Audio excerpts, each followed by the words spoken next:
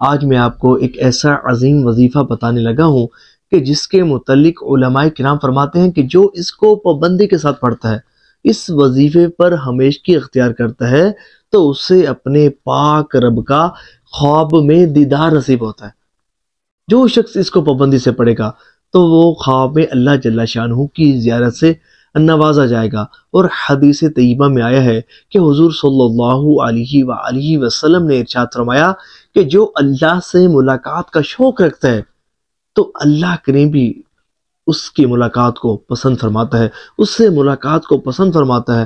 اور ہر شخص کے دل میں یہ بھی تمنا ہونی چاہیے کہ مجھے اللہ جل شانہ کی زیارت نصیب ہوگی، اللہ کریم سے ملاقات کا شرف نصیب ہوگا۔ اور اس میں ایک بات یاد رکھے گا کہ دنیا میں حالت بیداری میں سر کی آنکھوں سے اللہ جل شانہ کا دیدار کرنا، یہ صرف اور صرف ہمارے پیارے آقا صلی اللہ علیہ وآلہ وسلم کا ہی خاص ہے، صرف آپ کی ہی شان ہے کہ آپ کو حالت بیداری میں اللہ جل شانہ کی زیارت نصیب ہوئی۔ حضور صلی اللہ علیہ وآلہ وسلم کے علاوہ کسی کو بھی دنیا میں حالت بیداری میں سر کی آنکھوں سے اللہ جل شانہ کا دیدار نہیں ہو سکتا۔ ہاں، یہ ہے کہ جنتیوں کو جنت میں اللہ کریم کا دیدار نصیب ہوگا۔ اور اس میں ایک بات یہ ضرور ہے کہ خواب میں اللہ کی زیارت کرنا، خواب میں اللہ تعالی کا دیدار کرنا، یہ بالکل ممکن ہے۔ اور کئی بزرگان دین رحمہم اللہ المبین کو ہوا، کئی علماء کرام کو ہوا، بالخصوص جیسے کہ ہمارے امام اعظم ابو حنیفہ رحمۃ اللہ تعالی علیہ کو بھی اللہ تعالیٰ کا خواب میں دیدار نصیب ہوا۔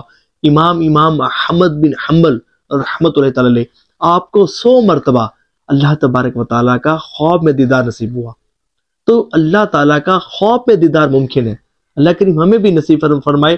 میں اب آپ کو ایک وظیفہ بتانے لگا ہوں، آپ کوشش کیجئے گا کہ اس کو ضرور پڑھیے گا۔ اس کی برکت سے آپ کو بھی اگر اللہ کریم نے چاہا تو آپ کو اپنے پاک رب کا دیدار خواب میں نصیب ہوگا۔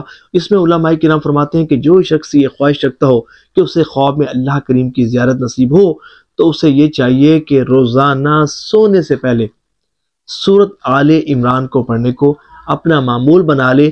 یہ وہ مبارک وظیفہ ہوگا، اگر اس پر ہمیشگی اختیار کرے گا تو اسے خواب میں اللہ تعالیٰ کی زیارت نصیب ہوگی۔